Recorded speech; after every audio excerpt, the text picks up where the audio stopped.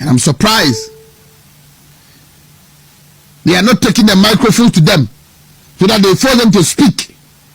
Take a position on the current happenings. Na your mama na de me mampani a oyina mampani. I am not surprised. We nyina no ye be kwakoto abade ye kan. Ye nyina ya bro pepepe, ye nyina ya bro pepepe. Appetition yo gini so ye nyina ya bro pepepe o. Ye nyina ya bro pepepe o, ye nyina ya bro pepepe. Appetition yo gini so ye nyina ya bro pepepe o. Abushefo mamu nyina makwa abade ba Ghana Nsem TV so. Bomo de so be like video na be subscribe to the channel no attend no notifications be next time. Videos of this nature ba me patch also onsa ebetimi akabi. No I said be some say when you film Mr. President we background credit a new background enya new place ya beja ya say be some Ghana Nsem TV afefo na tifo. Nti if say oboso boan me sitting new studio ya me am studio am pese me ye de some Ghana afefo TV Ghana Nsem TV afefo. Nti me say mo a so oboso boan ya number na dey say on offer number na ka so Mr. President e dem be ma na mobia obombi me be so pa e be me nika de be ma wo so Ghana Nsem TV for the abusia brakope e dem wase na abusia me pacho de ekoso Ghana ayeyi ama wana me pese wo kire wadwen Ghana ye wom sisi ai e tumpon ana Ghana ye wo sisi ai Ghana ayeyi ana Ghana ye wo sisi ai Ghana advance e kone ni mana yira jondo mani mama oba ye me pacho hu na mamu ne sen abrochira bagana na heaven abagana na anamusi Nigeria na bagana.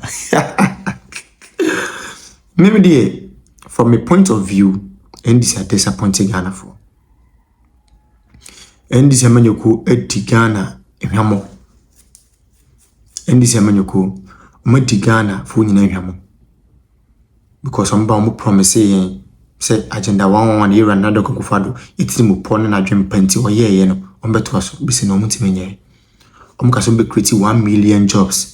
Edi aboa Ghana for mabunu bisini omuntimenye omuka chense ombetiti data so ama Ghana for aye Ghana tina ise bruchiri amba bushe for kampo bitima bagana bisini mpacho omuntimenye omuka chense ombe sign anti-LGBTQ bill bisini omuntimenye omuka chense omba under 1 year ombe fa Ghana for nyina ko police ni soja ni military bipacho bisini omuntimenye bosha omusha Ghana for bisine ara osa so muntimi ndi bosha no so muntimi enye mfa ma Ghana fo na ya reho so ye ndisi babu na do akoma na wadwe ni onim die nyina die ndisi echi efese mpanyifo na disappoint Ghana mabunu omo dada Ghana mabunu ma Ghana mabunu nyomu gidi se ye to aban de ma wo mo a ombe Ghana ye di amaye in fact ahemfo dit ejitu ama mpanyifo adada fo jitu mu Ghana mabunu jitu mu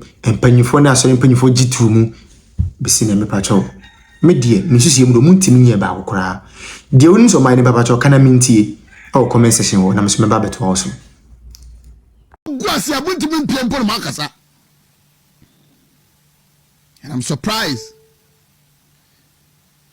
they are not taking the microphone to them so that they force them to speak. Take a position on the current happenings. Na your mama na de me mampani a oyina mampani. I am not surprised.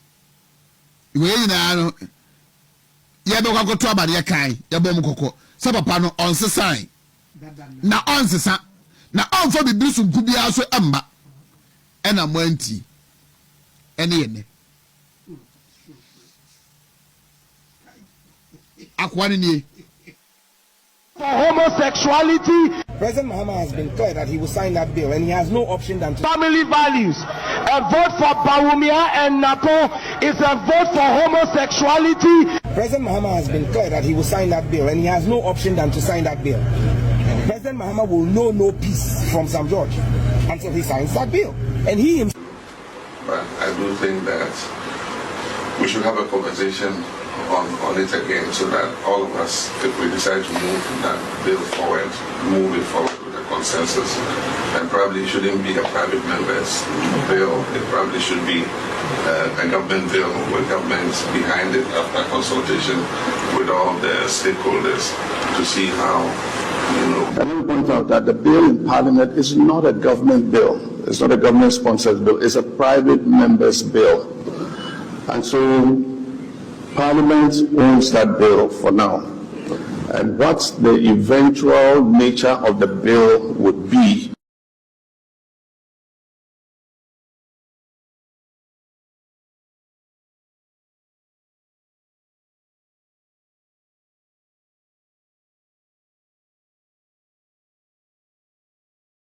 nobody can second guess Parliament. And I as President cannot anticipate, you know, Parliament in respect of that bill. But a few moments later. Regarding LGBTQ plus issues, it remains a highly emotive and sensitive issue, even in the most advanced liberal democracies. I explained during my recent engagement with the World Affairs Council that it's not the most important issue we face as a nation.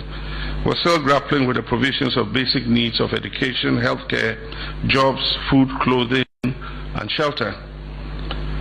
Nevertheless, the private members' bill introduced in Parliament has sparked a complex and sensitive national conversation.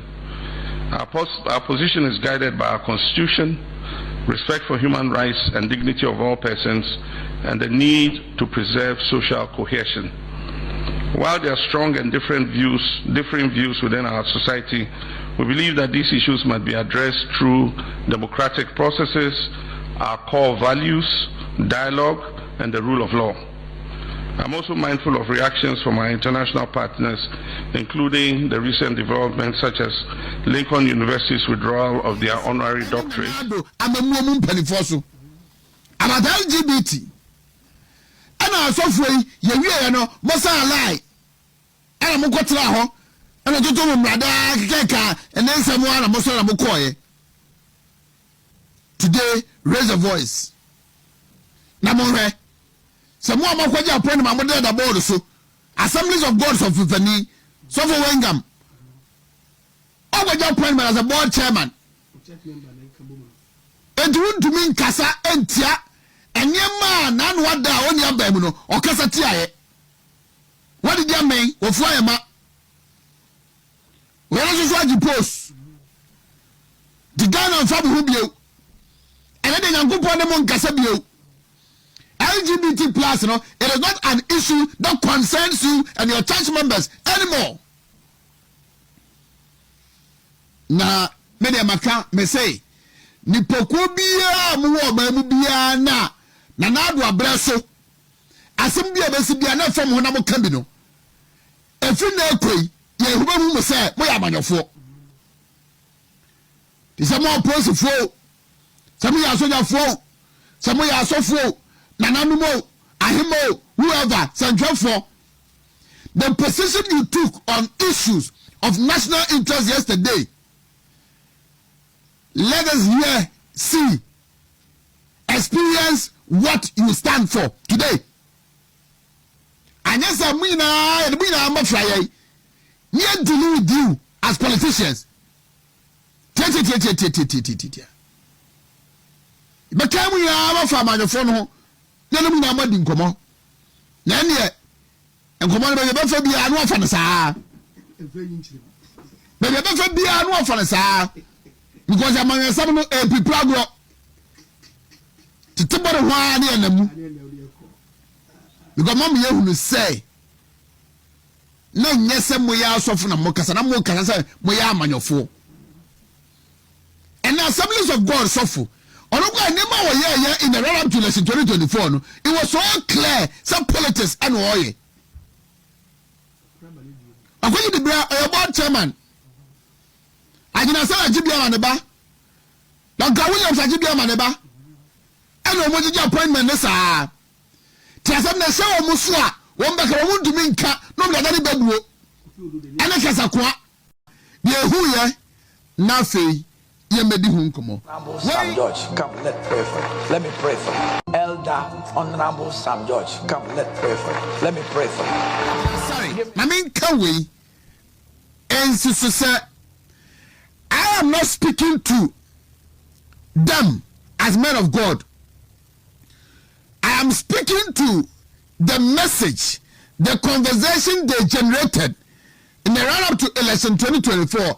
As someone woman can, and a media as an no, and young woman in Pebia, and now somebody want as Namia Sofo, and I will pay me no no, and as a no money. There be mean to me, yes, I didn't know. As someone woman can, a so much and a more mutu ye, and a nay.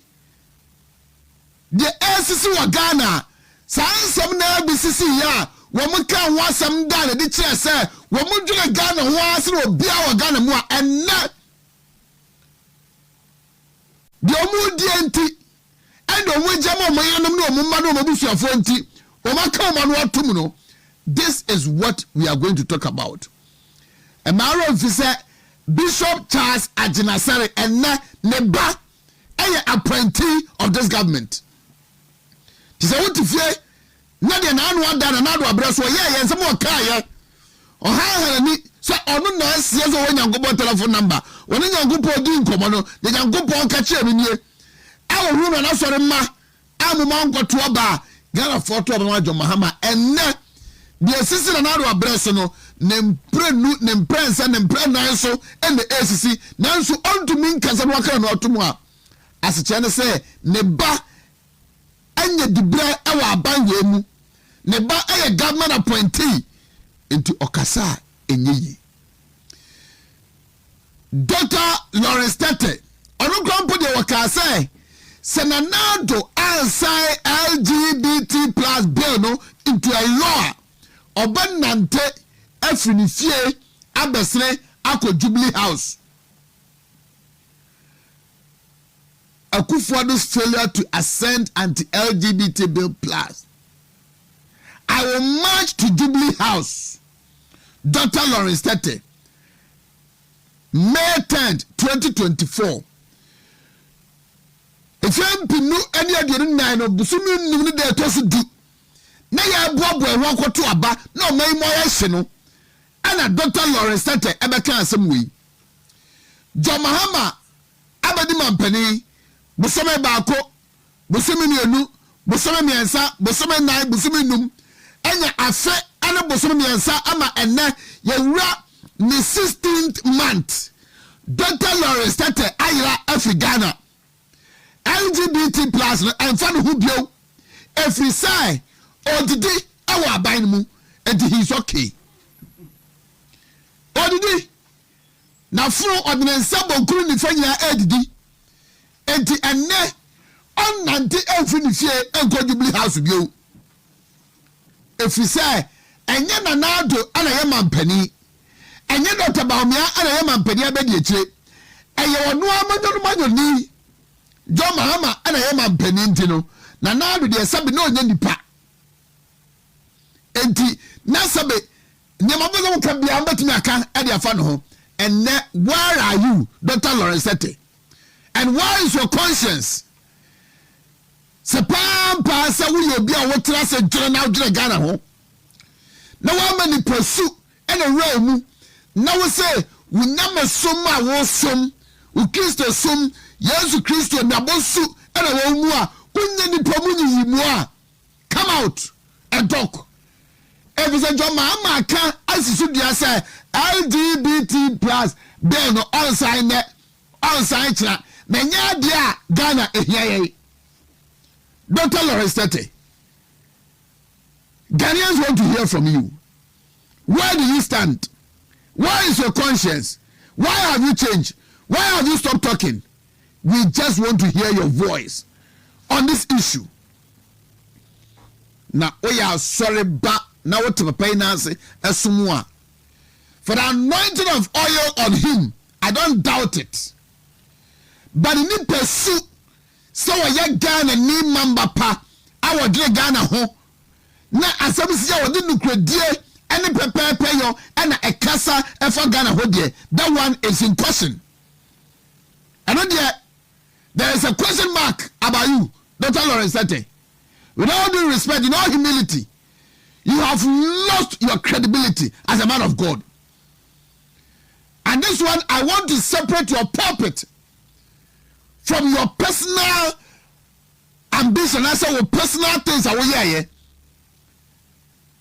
Na enne, edi na asisa.